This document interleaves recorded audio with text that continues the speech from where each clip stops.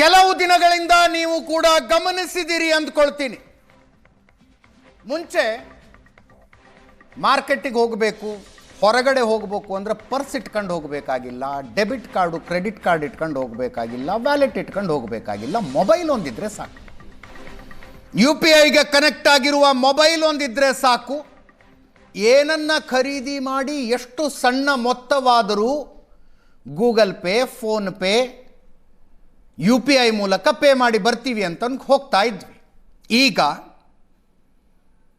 ಬೀದಿ ಬದಿಯ ವ್ಯಾಪಾರಸ್ಥರು, ಸಣ್ಣ ಪುಟ್ಟ ವ್ಯಾಪಾರಸ್ಥರು ತಮ್ಮ ಅಂಗಡಿಗಳ ಮೇಲೆ ಇದ್ದಂಥ QR ಕೋಡನ್ನು ಕಿತ್ತಾಕ್ತಾ ಇದ್ದಾರೆ. ಕೊಡ್ತಿಲ್ಲ, ಕ್ಯಾಶ್ನಲ್ಲೇ ಪೇಮೆಂಟ್ ಮಾಡಿ ಅಂತಿದ್ದಾರೆ. ಕಾರಣ ಏನು? ಬೆಂಗಳೂರಿನಲ್ಲಿ 14,000ಕ್ಕೂ ಹೆಚ್ಚು ವ್ಯಾಪಾರಸ್ಥರು ಅವರು ತಮ್ಮ ಅಂಗಡಿಗಳಿಗೆ ಅಂಟಿಸಿದ್ದ QR ಕೋಡ್ನಿಂದ 40 ಲಕ್ಷಕ್ಕೂ ಹೆಚ್ಚು ಹಣ ತಗೊಂಡಿದ್ದಾರಂತೆ. ವರ್ಷಕ್ಕೆ 40 ಲಕ್ಷಕ್ಕಿಂತಲೂ ಹೆಚ್ಚು. ಅದರಲ್ಲಿ 2 ಕೋಟಿಯ ತನಕ ವ್ಯಾಪಾರ ಮಾಡಿದವರು ಇದ್ದಾರೆ ಕೇವಲ QR ಕೋಡ್ನಲ್ಲಿ.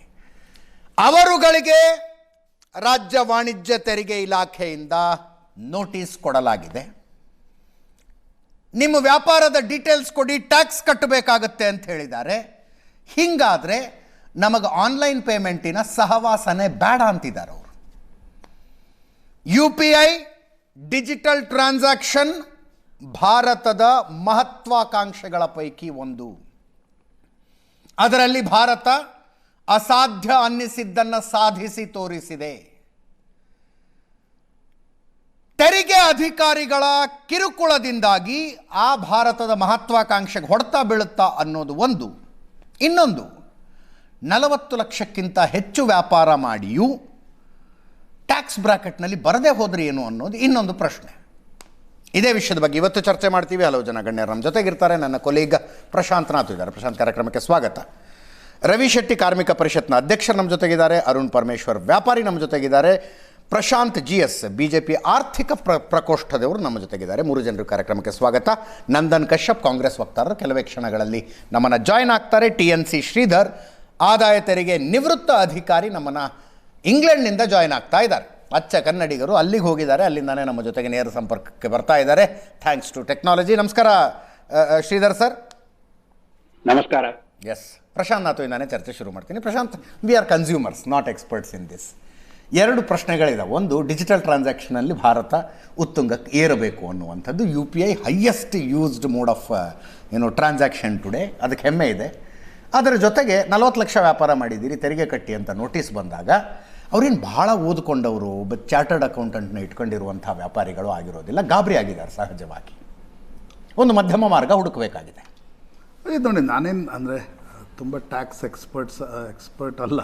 ವರ್ಷಕ್ಕೊಮ್ಮೆ ರಿಟರ್ನ್ ನಾವು ಕನ್ಸ್ಯೂಮರ್ಸ್, ನಮಗೇನಿಲ್ಲ ಅಂದರೆ ಮನೆಯಿಂದ ಹೊರಗೆ ಹೋಗುವಾಗ ಪರ್ಸ್ ತಗೊಂಡಿದ್ದೀವಿ ಅಂತ ನೋಡ್ಕೊಳ್ಳದೆ ಹೋಗಬಹುದಾದ ಪರಿಸ್ಥಿತಿ ಬಂದಿತ್ತಪ್ಪ. ಮೊಬೈಲ್ ಒಂದು like to listen from traders. Exactly. But ನಾನು ಈಗ ಸ್ವಲ್ಪ ಹೊತ್ತಿನ ಮುಂಚೆ ಕಮರ್ಷಿಯಲ್ ಟ್ಯಾಕ್ಸ್ ಅಧಿಕಾರಿಗಳು ಕೊಟ್ಟಿರ್ತಕ್ಕಂಥ ಹೇಳಿಕೆಯನ್ನು ಗಮನಿಸ್ತಾ ಇದ್ದೆ.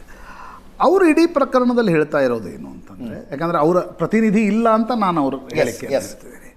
ಅವ್ರು ಹೇಳ್ತಾ ಇರೋದೇನೆಂದರೆ 40 ಲಕ್ಷದವರೆಗೆ ಡಿಜಿಟಲ್ ಪೇಮೆಂಟ್ ಮತ್ತು ಕ್ಯಾಶ್ ಎಲ್ಲವೂ ಸೇರಿಸಿ ವ್ಯಾಪಾರವನ್ನು ಏನು ಮಾಡ್ತಾರೆ, 40 ಲಕ್ಷ ಎಕ್ಸೀಡ್ ಆದಾಗ ಅವ್ರು GST ವ್ಯಾಪ್ತಿಗೆ ಬರ್ತಾರೆ.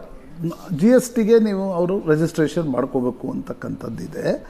ರಿಜಿಸ್ಟ್ರೇಷನ್ ಮಾಡ್ಕೊಳ್ಳೋದೆ ನಾವು ಯಾರ್ಯಾರಿಗೆ ನೋಟಿಸ್ ಕೊಟ್ಟಿದ್ದೀವಿ ಅಂತಂದರೆ, 40 ಲಕ್ಷಕ್ಕೆ ಎಕ್ಸೀಡ್ ಮಾಡಿ ಬರೀ ಡಿಜಿಟಲ್ ಪೇಮೆಂಟ್ ಯಾರು ಮಾಡ್ತಿದ್ದಾರೆ, ಅವ್ರು ಬರೀ ಡಿಜಿಟಲ್ ಪೇ ಮಾಡ್ತಿರಲ್ಲ, ಕ್ಯಾಶು ಮಾಡ್ತಿರ್ತಾರೆ. 70-30 ರೇಷಿಯೋ ಅಂತ ಒಂದು ಅಂದಾಜಿದೆ. ಅಂದರೆ ಒಬ್ಬ ಮನುಷ್ಯ 1 ಲಕ್ಷ ರೂಪಾಯಿ ಒಟ್ಟು ಆದಾಯ ಅಂದರೆ ಈ ರೀತಿಯ ವ್ಯಾಪಾರಿಗಳು 70,000 ಡಿಜಿಟಲಲ್ಲಿ ತಗೊಂಡಿರ್ತಾರೆ, 30,000 ಕ್ಯಾಶಲ್ಲಿ ತಗೊಂಡಿರ್ತಾರೆ ಅಂತ. ಸೊ ಅವ್ರು ಹೇಳ್ತಿರೋದು, ನಾವು ಅಂದರೆ 70-30 ರೇಷಿಯೋದಲ್ಲೂ ನೋಟಿಸ್ ಕೊಟ್ಟಿಲ್ಲ. ಅವ್ರು ಹೇಳ್ತಾ ಇರೋದು, ನಾವು 40 ಲಕ್ಷ ಸಾಲಿಡ್ ಆಗಿ ಡಿಜಿಟಲ್ ಪೇಮೆಂಟ್ ಯಾರು ಎಕ್ಸೀಡ್ ಮಾಡಿದ್ದಾರೆ ಅವ್ರಿಗೆ ಈ ನೋಟಿಸನ್ನು ಕೊಟ್ಟಿದ್ದೇವೆ. ಯಾಕಂದರೆ ಅವ್ರು GST ಕೂಡ ತುಂಬ್ತಾ ಇಲ್ಲ, ಅಲ್ಲೂ ಇಲ್ಲ, ಅವ್ರು ಇಲ್ಲೂ ಇಲ್ಲ. ಆ ಕಾರಣದಿಂದ ನಾವು ನೋಟಿಸ್ ಕೊಟ್ಟಿದ್ದೀವಿ. ಅವರು ಅದಕ್ಕೆ ಕ್ಲಾರಿಫಿಕೇಶನ್ಸ್ ಕೊಡಬೇಕು ಅಂತಕ್ಕಂಥದ್ದನ್ನು ಕಮರ್ಷಿಯಲ್ ಟ್ಯಾಕ್ಸ್ ಡಿಪಾರ್ಟ್ಮೆಂಟ್ ಹೇಳ್ತಾ ಇದೆ. ಎಸ್, ಕ್ಲಾರಿಫಿಕೇಶನ್ ಕೊಡುವ ಮಾರ್ಗದ ಬಗ್ಗೆ ಅನೇಕರಿಗೆ ಗೊತ್ತಿಲ್ಲ.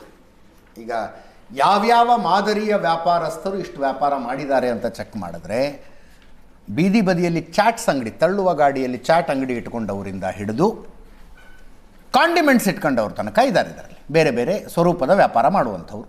ಅವರಿಗೆ ಕಮರ್ಷಿಯಲ್ ಟ್ಯಾಕ್ಸ್ ಆಫೀಸ್ಗೆ ಹೋಗಿ ಏನು ಹೇಳಬೇಕು ಅನ್ನೋದು ಕೂಡ ಗೊತ್ತಿಲ್ಲ. ರವಿ ಶೆಟ್ಟಿ ಅವರು ಇದ್ದಾರೆ. ರವಿ ಶೆಟ್ಟಿ, ಏನು ಪ್ರಾಬ್ಲಮ್ ಆಗ್ತಿದೆ ಸರ್? ಇದು ಏನಾಗಿದೆ ಅಂತ ಹೇಳಿದರೆ, ತಲಾಂತರದಿಂದ ಇವರು ಟ್ಯಾಕ್ಸ್ ಪರಿಮಿತಿಗೆ ಬಂದಿರಲಿಲ್ಲ. ಈಗ ಏನಾಗಿದೆ ಅಂದರೆ UPIನವರು, ಫೋನ್ಪೇ ಅವರು ಮತ್ತು ಪೇಟಿಎಮ್ನವರು ಕೊಡ್ತಾ ಇರುವಂಥ ದಾಖಲಾತಿಯನ್ನು ಇಟ್ಕೊಂಡು ಏಕಾಏಕಿ ಇವ್ರು ಕೊಟ್ಟಿದ್ದಾರೆ. ಈಗ ನೀವು 30-70 ಅಂತ ಹೇಳಿದ್ರಿ. ಇಲ್ಲಿ ಏನಾಗಿದೆ ಅಂದರೆ 95% ಭಾಗ ನಮ್ಮ ಸಣ್ಣ ಉದ್ಯಮದವರಿಗೆ ಸ್ಕ್ಯಾನರ್ಗೆ ಮಾಡೋದು. ಓಕೆ, ದೊಡ್ಡವರಿಗಾಗಲ್ಲ. 95 ಭಾಗ. ಇದರಲ್ಲಿ ಏನಾಗಿದೆ ಅಂದರೆ ತೆರಿಗೆ ವ್ಯಾಪ್ತಿಗೆ ಒಳಪಡದ ವಸ್ತುಗಳಿದಾವೆ. ಇಲ್ಲಿ ಏನು ಯಾರ ಪರವಾಗಿ ನಾವು ಮಾತನಾಡ್ತಾ ಇದ್ದೀವಿ, ಅವರು ತೆರಿಗೆ ವ್ಯಾಪ್ತಿಗೆ ಬರದಿದ್ದಂಥ ವಸ್ತುಗಳನ್ನು, ಫಾರ್ ಎಕ್ಸಾಂಪಲ್ ಒಂದು ತರಕಾರಿ ಆಗಿರ್ಬೋದು, ಹಾಲು, ಒಂದು ಅಪಾರ್ಟ್ಮೆಂಟ್ಗೆ ಹಾಲನ್ನ ಕೊಡ್ತಾರೆ. ಹಾಲು ಕೊಡುವಾಗ 300 ಲೀಟರ್ ಹಾಲು ಒಂದು ಅಪಾರ್ಟ್ಮೆಂಟ್ಗೆ ಹೋಗ್ತದೆ. ಸಿಂಪಲ್ ಆಗಿ ನಾನು ಹೇಳೋದು, ಅದಷ್ಟು ಟ್ರಾನ್ಸಾಕ್ಷನ್ ಮಾತ್ರ ಫೋನ್ ಪೇ ಮುಖಾಂತರವಾಗಿ ಆಗ್ತದೆ. ಆದ್ರೆ 300 ಲೀಟರ್ ಹಾಲಿಗೆ ಉಳಿಯೋದು ಬರೀ 300 ರೂಪಾಯಿ ಮಾತ್ರ. ಅದು ಟ್ಯಾಕ್ಸ್ ಪರಿಮಿತಿಗೆ ಬರೋದಿಲ್ಲ. ನಾನು ಹೇಳೋದು 2021ರಿಂದ ತೆರಿಗೆ ಅಧಿಕಾರಿಗಳು ಸಂಬಳವನ್ನು ಪಡೆದಿದ್ದಾರೆ. ಆದರೆ ಯಾಕೆ ನೋಟಿಸ್ ಇಶ್ಯೂ ಮಾಡಿಲ್ಲ? ಮತ್ತೆ ಈಗ ಒಂದು ಅವರೆನ್ಸ್ ಮಾಡಿದೆ, ಅದನ್ನ ಅವತ್ತು ಮಾಡಬೇಕಿತ್ತು ಅವರು. ನೀವು ತೆರಿಗೆ ವ್ಯಾಪ್ತಿಗೆ ಬರ್ತೀರಾ, ಡಿಜಿಟಲ್ ಇಂಡಿಯಾ ಆಗಿದೆ, ನೀವು ಇದನ್ನ SB ಅಕೌಂಟ್ನಲ್ಲಿ, ಅಂದ್ರೆ ನಿಮ್ಮ ವೈಯಕ್ತಿಕ ಅಕೌಂಟ್ನಲ್ಲಿ ಇದನ್ನು ನೀವು ವ್ಯವಹಾರ ವಹಿವಾಟುಗಳನ್ನು ಮಾಡುವಾಗಿಲ್ಲ ಅನ್ನುವಂಥ ತಿಳುವಳಿಕೆಯನ್ನ ಕರೆಂಟ್ ಅಕೌಂಟ್ ಮಾಡಿ ಮತ್ತು ಅದಕ್ಕೆ GST ವ್ಯಾಪ್ತಿಗೆ ಮಾಡಿ ಅಂತ. ಅವಾಗ ಇವರು ವಿಂಗಡಣೆ ಮಾಡ್ಬೋದಿತ್ತು. ಏನಂತ, ಇದು ತೆರಿಗೆ ವ್ಯಾಪ್ತಿಗೆ ಬರುವಂತ ವಸ್ತು, ಇದು ತೆರಿಗೆ ವ್ಯಾಪ್ತಿಗೆ ಬರಲ್ಲ ಅಂತ ಹೇಳ್ಬಿಟ್ಟು ಬಿಲ್ಗಳನ್ನ ಕಲೆಕ್ಟ್ ಮಾಡುವಂಥದ್ದು ಮಾಡ್ಬೋದಿತ್ತು. ಇವರು 2025 ಸುಮ್ಮನೆ ಇದ್ದಾರೆ, ಯಾವುದೇ ರೀತಿಯ ಮಾಹಿತಿಯನ್ನ ಕೂಡ ಕೊಟ್ಟಿಲ್ಲ ಇವರು. ಈಗ 2025ರಲ್ಲಿ ಏಕಾಏಕಿ ಅದು ಯಾವ ರೀತಿ ಕೊಟ್ಟಿದ್ದಾರೆ, ನೋಟಿಸ್ ಕೊಡೋದು ಅಂತ ಹೇಳಿದ್ರೆ ಯಾವ ರೀತಿ ಅಂತ ಹೇಳಿದ್ರೆ, ನೀವು ಲಿಮಿಟ್ ಅನ್ನು ಮೀರಿದ್ದೀರಿ, ದಯವಿಟ್ಟು ನೀವು ಕಚೇರಿಗೆ ಬಂದು ನಿಮ್ಮ ಮಾಹಿತಿಯನ್ನು ಕೊಡಿ, ಇದಕ್ಕೆ ಯಾಕೆ ಇಷ್ಟು ಟ್ರಾನ್ಸಾಕ್ಷನ್ ಮಾಡಿದ್ದೀರಾ ಅನ್ನೋ ಒಂದು ಮಾಹಿತಿಯನ್ನು ಕೊಡಬೇಕಿತ್ತು ಇವರು ಏಕೈಕಿ ಆ ರೀತಿ ಕೊಟ್ಟಿಲ್ಲ. ನೇರವಾಗಿ ನೀವು ಇಷ್ಟು ಲಕ್ಷನ 30 ಲಕ್ಷವನ್ನ ಕಟ್ಟಬೇಕು, 50 ಲಕ್ಷನ ಕಟ್ಟಬೇಕು, 80 ಲಕ್ಷವನ್ನ ಬರೀ 3 ದಿನದಲ್ಲಿ ಬಂದು ಕಟ್ಟಬೇಕು, ಇಲ್ಲ ಅಂತ ಹೇಳಿದ್ರೆ ನಿಮಗೆ ಇಷ್ಟು % ಪೆನಲ್ಟಿ ಬೀಳ್ತದೆ ಅನ್ನುವಂಥದ್ದು ನೋಟಿಸನ್ನು ಕಳಿಸಿದ್ದಾರೆ. ಇದು ಅಪವಾದವಾಗಿದೆ. ಯಾಕೆಂದ್ರೆ ಇದ್ರ ಏನು ನಿಯಮದ ಪ್ರಕಾರ ಅವ್ರು ಆ ರೀತಿ ಕಳಿಸ್ಲಿಕ್ಕೆ ಅಧಿಕಾರನೇ ಇಲ್ಲ ಅವರಲ್ಲಿ. ನನಗೆ ತಿಳಿದ ಹಾಗೆ ಅಧಿಕಾರ ಇಲ್ಲ. ಯಾಕಂದ್ರೆ ನಾನು ಸಂಪೂರ್ಣ ಕೆಲವಷ್ಟು ಮಾಹಿತಿಗಳನ್ನು ತಗೊಂಡಿದ್ದೀನಿ. ಅದಕ್ಕೆ ಅಧಿಕಾರ ಇಲ್ಲ. ಅಧಿಕಾರ ರಹಿತವಾಗಿ 3 ದಿನದಲ್ಲಿ ಕಟ್ಟಬೇಕು, 7 ದಿನದಲ್ಲಿ ಕಟ್ಟಬೇಕು, 15 ಅಂದ್ರೆ ಅವರಲ್ಲೇ ಇದಿಲ್ಲ, ಒಗ್ಗಟ್ಟಿಲ್ಲ. ಯಾಕಂದ್ರೆ 3 ದಿನದಲ್ಲಿ ಕಟ್ಟಬೇಕು ಅಂದರು ಅತಿ ಶೀಘ್ರದಲ್ಲಿ ಕಟ್ಟಿ ಅಂತ, 15 ದಿನ ಪಾಪ ಯಾರೋ ಸ್ವಲ್ಪ ರಿಲ್ಯಾಕ್ಸ್ ಮಾಡ್ಕೊಳ್ಳಿ ಅಂತ ಕೊಟ್ಟಾಗಿದೆ. ಇದು ತೆರಿಗೆ ಅಧಿಕಾರಿಗಳು ಮಾಡುವಂಥ ತಪ್ಪಲ್ಲ. ಮತ್ತೆ ಇನ್ನೊಂದಾಗಿ, ಎತ್ತು ಚಿಕ್ಕದು ಕೋಡ್ ದೊಡ್ಡದು ಅನ್ನೋ ರೀತಿಯಲ್ಲಿ ಕೆಲವರು ಅದಕ್ಕೆ ದಂಡವನ್ನು ವಿಧಿಸಿದ್ದಾರೆ. ಇಷ್ಟು ನಿಮಗೆ ದಂಡ ಬಿದ್ದಿದೆ ಅಂತ. 37 ಲಕ್ಷ ರೂಪಾಯಿ, 37 ಲಕ್ಷ ಸಮಥಿಂಗ್, ಸ್ವಲ್ಪ ವ್ಯತ್ಯಾಸ ಇರುತ್ತೆ.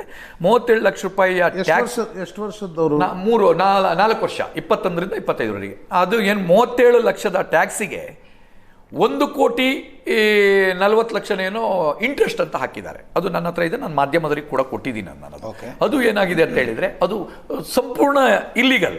ಮತ್ತೆ ಈ ರೀತಿಯಾಗಿ ದೊಡ್ಡ ಮಟ್ಟದ ಒಂದು ಇದು ಶಾಕ್ ಕೊಡೋದಿದೆಯಲ್ಲ, ಅದರಿಂದ ದೊಡ್ಡ ಮಟ್ಟದ ಆಘಾತ ಆಗ್ತದೆ ನಮ್ಮ ಸಾಮಾನ್ಯ ಇದವರಿಗೆ. ಯಾಕೆಂದ್ರೆ ನಮ್ಮಲ್ಲಿ ಈ ವ್ಯವಹಾರವನ್ನು ನಡೆಸುವಂಥವರು ಸ್ವಲ್ಪ ಶಿಕ್ಷಣವನ್ನು ಪಡೆದಂಥವ್ರು ಮತ್ತು ಶಿಕ್ಷಣವನ್ನು ಪಡೆದೇ ಇದನ್ನು ಯಾವುದೇ ರೀತಿಯ ಮಾಹಿತಿಯನ್ನ ಕೊಡದೇನೆ ಏಕಾಏಕಿ ಇವರು ಈ ರೀತಿಯಾಗಿ ನಿರ್ಧಾರ ತಗೊಳ್ಳಿಕ್ಕೆ ಏನು ಇವರಿಗಿದೆ? ಮತ್ತೆ ಇವರು ಅವತ್ತಿನಿಂದ ನನ್ನ ಪ್ರಶ್ನೆ ಒಂದೇ, 2021ರಿಂದ ಸಂಬಳ ತಗೊಂಡಿದ್ದೋದ್ರೆ ನೀವು ತಗೋಬೇಕಿತ್ತು. ಮತ್ತೆ ಎಲ್ಲದಕ್ಕಿಂತ ವಿಶೇಷ ಅಂತ ಹೇಳಿದ್ರೆ ಅವ್ರ ಹತ್ರ ಬರೀ ಫೋನ್ ಪೇ ಅವರು ಮತ್ತು ಪೇಟಿಎಂನವರು ಕೊಟ್ಟಿರುವಂತ ದಾಖಲಾತಿ ಬಿಟ್ಟು ಏನ್ ಸೇಲ್ ಮಾಡಿದಾರೆ ಅಂತ ಗೊತ್ತಿಲ್ಲ. ನಾವು ಹಾಲ್ ಮಾರಾಟ ಮಾಡಿದೀವಿ, ಹಣ್ಣು ಮಾರಾಟ ಮಾಡಿದೀವಿ, ಬ್ರೆಡ್ ಮಾರಾಟ ಮಾಡಿದೀವಿ, ಬನ್ ಮಾರಾಟ ಮಾಡಿದೀವಿ, ಮತ್ತೆ ಮಟನ್ ಶಾಪ್ಗಳಿಗೆ, ಮಟನ್ ಶಾಪ್ ಮಾಂಸದ ಅಂಗಡಿಗಳಿಗೆ ಟ್ಯಾಕ್ಸ್ ಬಂದಿದೆ, 30-40 ಲಕ್ಷ ಬಂದಿದೆ. ತರಕಾರಿ ಅಂಗಡಿಗೆ ಬಂದಿದೆ, ಹಣ್ಣಿನ ಅಂಗಡಿಗೆ ಬಂದಿದೆ, ಹೂವಿನ ಅಂಗಡಿ. ಇವ್ರು ಕೇಳ್ತಾರೆ ನೀವು ನಮಗೆ ಬಂದು ಕ್ಲಿಯರಿಫಿಕೇಶನ್ ಕೊಡಿ ಅಂತ ಹೇಳ್ತಾರೆ. ಇಲ್ಲಿ ಏನಾಗ್ತಾ ಇದೆ ಅಂತ ಹೇಳಿದ್ರೆ ಭ್ರಷ್ಟಾಚಾರಕ್ಕೆ ಅಣೆ ಮಾಡಿಕೊಟ್ಟಂಗಾಗಿದೆ.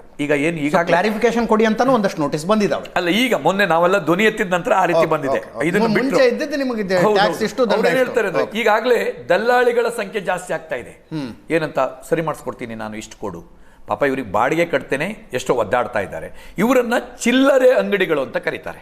ಸಣ್ಣ ಪುಟ್ಟ ಅಂಗಡಿಗಳು, ಬೇಕರಿ ಅಂದ್ರೆ ಬೇರೆ ಬೇರೆ ರೀತಿ ಇದೆ. ಚಿಲ್ಲರೆ ಅಂಗಡಿಗಳು, ಚಿಲ್ಲರೆ ಅಂದ್ರೆ ಎಲ್ಲಾ ವಸ್ತುನೂ ಇರ್ತದೆ, ಆದ್ರೆ ಎಷ್ಟು ಕ್ವಾಂಟಿಟಿ ಸ್ವಲ್ಪ ಕಡಿಮೆ ಇರ್ತದೆ. ಮತ್ತೆ ಈಗ ಏನು ತೆರಿಗೆ ಅಧಿಕಾರಿಗಳು ಅವ್ರ ಮನೆಗೆ ಹಾಲು ಹಾಕೋದು ಕೂಡ ನಮ್ಮ ಬೇಕರಿ ಕಾಂಡಿಮೆಂಟ್ಸು ಸಣ್ಣವರೇ, ಹೂ ಹಾಕೋದು ಕೂಡ ಅವರೇ, ನಮ್ಮ ಪೇಪರ್ನ ಹಾಕೋದು ಕೂಡ ಅವರೇ.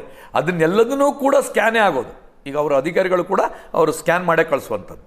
ಆ ಕಳಿಸಿದ್ದಕ್ಕಷ್ಟಕ್ಕೂ ನೀವು ಹಿಂದೆ ಮುಂದೆ ಯೋಚನೆ ಮಾಡದೆ ನೀವು ಮಾಡಬೇಕಾಗಿದ್ದು ಒಂದೇ ಇತ್ತು. ನನ್ನ ಅನಿಸಿಕೆ ಪ್ರಕಾರ ಏನಂತ ಹೇಳಿದರೆ, ನೀವು ಇಷ್ಟು ಇದನ್ನು 40 ಲಕ್ಷವನ್ನು ಮೀರಿರುತ್ತೀರಿ, 20 ಲಕ್ಷವನ್ನು ಮೀರಿರುತ್ತೀರಿ, ದಯವಿಟ್ಟು ಇದಕ್ಕೆ ಕ್ಲಾರಿಫಿಕೇಶನ್ ಕೊಡಿ ಅಂತ ಕೇಳಬೇಕಿತ್ತು. ಅದು ಯಾವುದು 1 ವರ್ಷದವರೆಗೆ ಅವಕಾಶ. ಇವರು 2021ರಿಂದ ಕೇಳಿದ್ದು ಅಕ್ಷಮ್ಯ ಅಪರಾಧ. ಅದು 3 ತಿಂಗಳಿಗೆ ಒಂದ್ಸಲ ಕೇಳಬೇಕಾದರೂ 4 ವರ್ಷಕ್ಕೊಂದ್ಸಲ ಬಂದು ಕೇಳಿದ್ದು. ಅಕಸ್ಮಾತ್ ಯಾರಿಗಾರು ಒಬ್ಬೊಗ್ಗೆ ಹಾರ್ಟ್ ಅಟ್ಯಾಕು ಅಥವಾ ಏನೋ ಆಗಿ ಈಗ 50 ಲಕ್ಷ 90 ಲಕ್ಷ ಅಂದ್ರೆ ಅದ್ರ ವ್ಯಾಲ್ಯೂ, ಅಂಗಡಿ ವ್ಯಾಲ್ಯೂನೇ 2 ಲಕ್ಷ. ಈ ಹೂವಿನ ಅಂಗಡಿ ಎಲ್ಲ 20,000 25,000 50,000 ವ್ಯಾಲ್ಯೂ, ಅಂಗಡಿಗಳ ವ್ಯಾಲ್ಯೂ. ಅದನ್ನು ಇವರು ಈ ರೀತಿ ಮಾಡಿದರೆ. ಮತ್ತು ತರಕಾರಿ ಅಂಗಡಿ ಅಂತ ಹೇಳ್ತೀವಿ.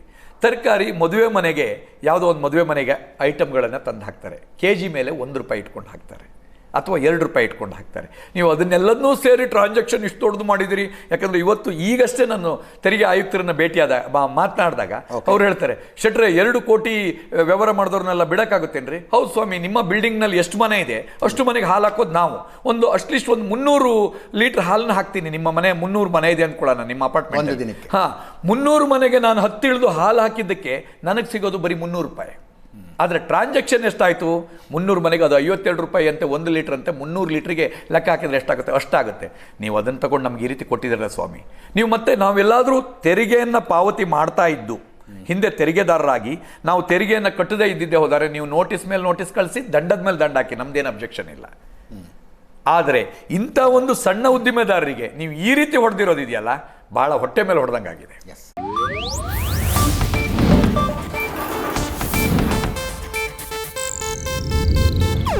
ಇದು ಏಷ್ಯಾನೆಟ್ ನ್ಯೂಸ್ ನೆಟ್ವರ್ಕ್ ಪ್ರಸ್ತುತಿ.